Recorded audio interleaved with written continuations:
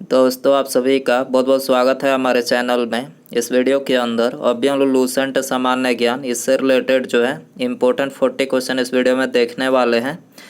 तो दोस्तों आप इस वीडियो को बहुत ध्यान से लास्ट तक देखिए। चैनल पर आया है तो चैनल को सब्सक्राइब कर बेल आइकन प्रेस करें और वीडियो पसंद आए तो प्लीज़ वीडियो को लाइक ज़रूर करें। तो चलिए शुरू करते हैं। देखिए यहाँ पर हमारा पहला क्वेश्चन दिया गया है, लाल मिट्टी की प्रकृति होती है। देखिए वेरी इंपॉर्टेंट क्वेश्चन है, मिट्टियों से रिलेटेड क्वेश्चन जो एग्जाम में पूछे जाते हैं। तो लाल मिट्टी की जो प्रकृति होती है तो अम्लीय होती है। आपको याद रखना है लाल मिट्टी की प्रकृति कैसी होती है, अम्लीय होती है। ऑप्शन बी यहाँ पर करेक्ट हो जाएगा। इसके अलावा भारतीय कृषि अनुसंधान परिषद यानी ICAR ने भारतीय मिट्टी को टोटल 8 भागों में विभक्त किया है। आपको याद रखना है कितने भागों में, 8 भागों में विभक्त किया है, जो यहाँ पर हमने लिखे हैं। पहला जलोढ़ मिट्टी, दूसरी काली मिट्टी, तीसरी लाल एवं पीली मिट्टी, चौथी लैटराइट मिट्टी, पांचवी शुष्क मिट्टी, छठी लवण मृदा, सातवीं जैव मृदा और आठवीं जो है वन मृदा। टोटल भारतीय कृषि अनुसंधान परिषद यानी ICAR ने भारतीय मिट्टी को 8 भागों में विभक्त किया है। आपको याद रखना है। क्वेश्चन नंबर 2 है, दक्कन पास किसके मध्य स्थित है? दक्कन पास किसके मध्य स्थित है? तो करेक्ट आंसर ऑप्शन बी हो जाएगा, दक्षिण अंडमान और लघु अंडमान। ठीक है, दक्कन पास जो है दक्षिण अंडमान और लघु अंडमान के मध्य स्थित है। इसके अलावा प्रमुख अंतर्राष्ट्रीय सीमा रेखा यहाँ पर लिखे हैं। ये भी क्वेश्चन, यहाँ से भी क्वेश्चन एग्जाम में पूछे जाते हैं। मैकमोहन रेखा की बात करें तो भारत और चीन के मध्य जो सीमा रेखा है उसको मैकमोहन रेखा बोला जाता है। डुरंड रेखा पाकिस्तान और अफगानिस्तान के मध्य है। रेड क्लिफ रेखा भारत और पाकिस्तान के बीच है। डुरंड जो रेखा है ये पाकिस्तान और अफगानिस्तान के बीच है। हिंडनबर्ग रेखा की बात करें तो जर्मनी और पोलैंड के मध्य है।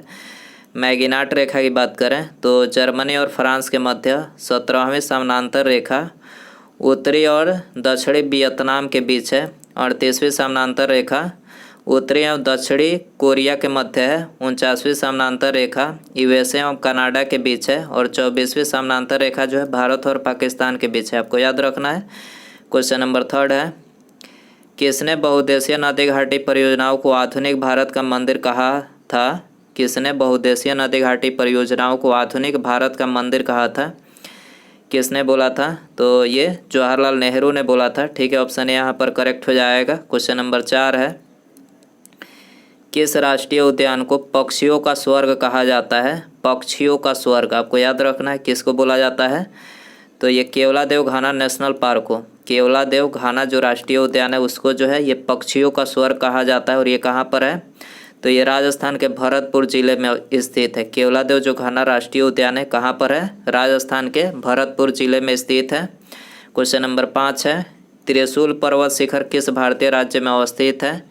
त्रिशूल पर्वत शिखर किस भारतीय राज्य में अवस्थित है? तो ये उत्तराखंड राज्य में अवस्थित है। ऑप्शन सी यहाँ पर करेक्ट हो जाएगा। क्वेश्चन नंबर 6 है, माही सुगंधा किस फसल की प्रजाति है? माही सुगंधा किस फसल की प्रजाति है? तो ये धान की प्रजाति है। ऑप्शन सी करेक्ट हो जाएगा। क्वेश्चन नंबर 7 है, किस पंचवर्षीय योजना में भारी उद्योग को प्राथमिकता दी गई थी? किस पंचवर्षीय योजना में भारी उद्योग को प्राथमिकता दी गई थी? तो ये दी गई थी दूसरी पंचवर्षीय योजना में। ऑप्शन बी करेक्ट हो जाएगा। सर्वप्रथम किस देश में मूल्य वर्धित कर यानी वैट को लागू किया गया? तो सबसे पहले जो वैट को लागू किया गया था तो ये फ्रांस में लागू किया गया था। ठीक है, ऑप्शन डी करेक्ट हो जाएगा। क्वेश्चन नंबर 9 है, एकमात्र सेंचुरी कौन सी है जहां कश्मीरी महामृग पाए जाते हैं? कश्मीरी महामृग कहाँ पर पाए जाते हैं? तो ये दाचीग्राम में पाए जाते हैं। ठीक है, ऑप्शन ए यहाँ पर करेक्ट हो जाएगा। दाचीग्राम राष्ट्रीय उद्यान कहाँ पर है? जम्मू कश्मीर में है। याद रखना है, दाचीग्राम जो राष्ट्रीय उद्यान है जम्मू कश्मीर में है। जीवमंडल सुरक्षित क्षेत्र का उद्देश्य है। जीवमंडल सुरक्षित क्षेत्र का उद्देश्य है। ऑप्शन डी यहाँ पर करेक्ट हो जाएगा। उपर्युक्त सभी है इसका उद्देश्य। कृषि उत्पादों पर प्रयोग और विकास, वन्य उत्पादों पर प्रयोग और विकास, वन्य भूमि के वनस्पति एवं प्राणी का परीक्षण। ठीक है,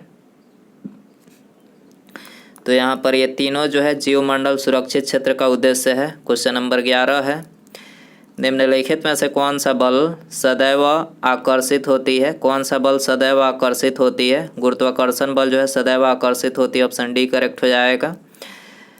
शुष्क क्षेत्र का धनोद यानी एनोड किसका बना होता है? शुष्क क्षेत्र का एनोड किसका बना होता है?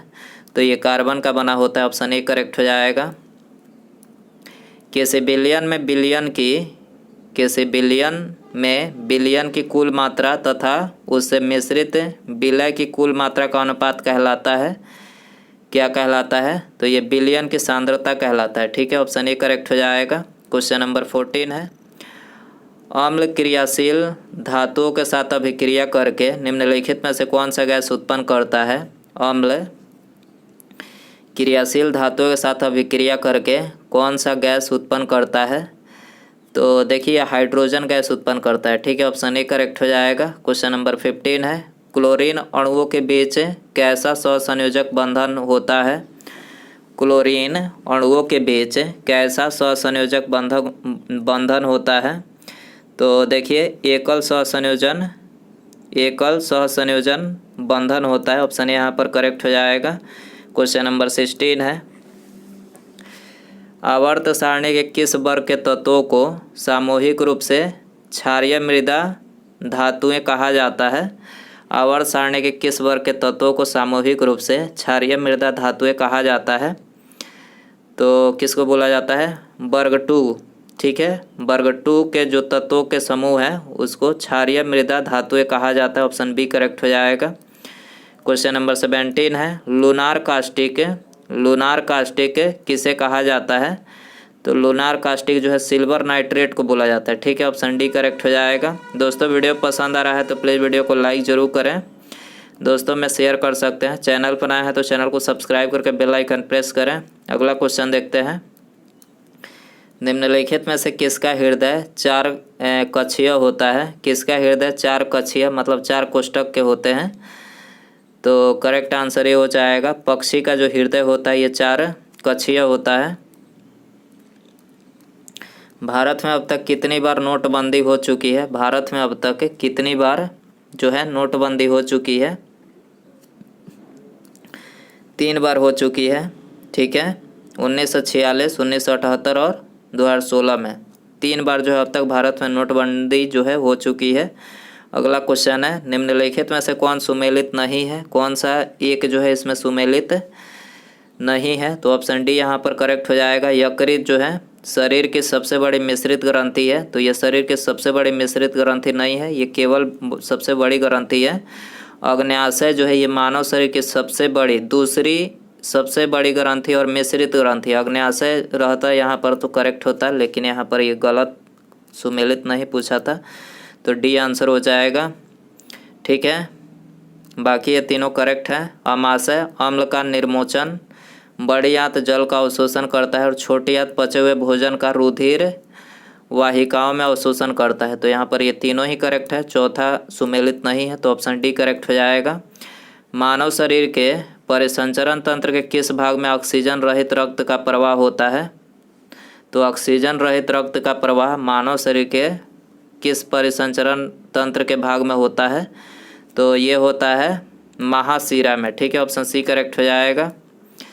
वाष्पोत्सर्जन के लिए पौधे की निम्नलिखित रचनाओं में कौन जिम्मेदार है?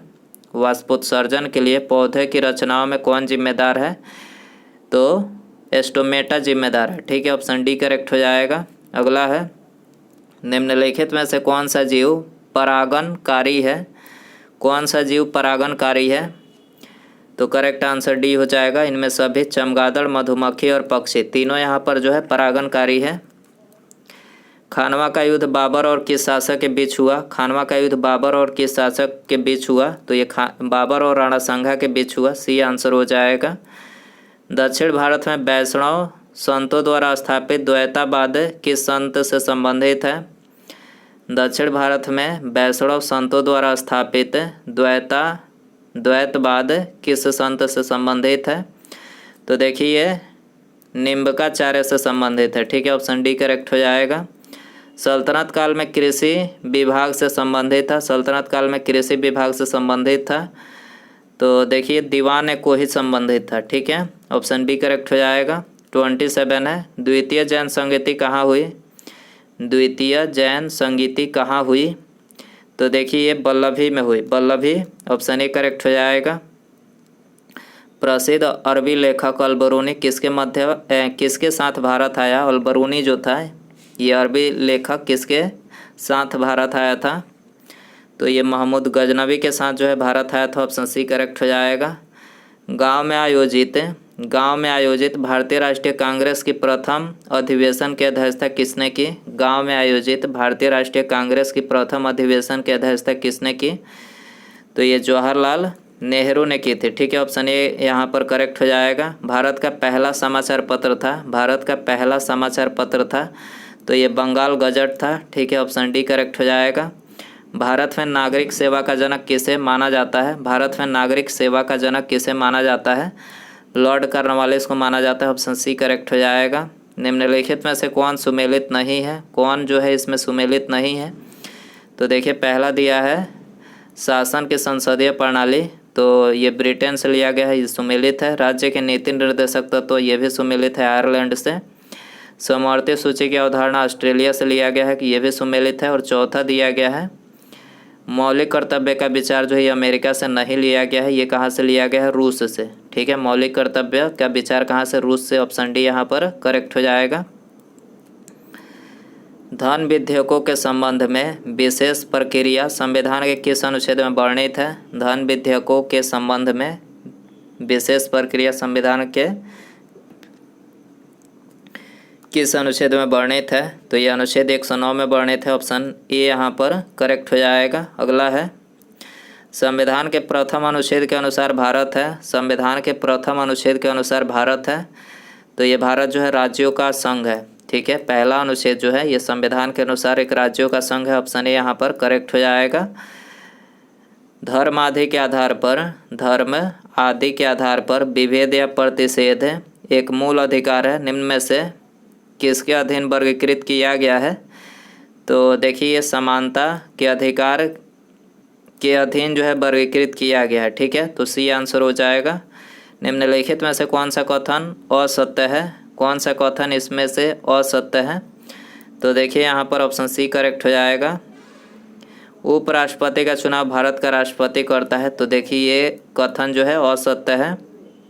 बाकी कथन जो है करेक्ट है। राष्ट्रपति पद के लिए प्रत्याशी की न्यूनतम प्रत्याशी की आयु जो कम से कम होनी चाहिए 35 वर्ष होनी चाहिए, ये करेक्ट है।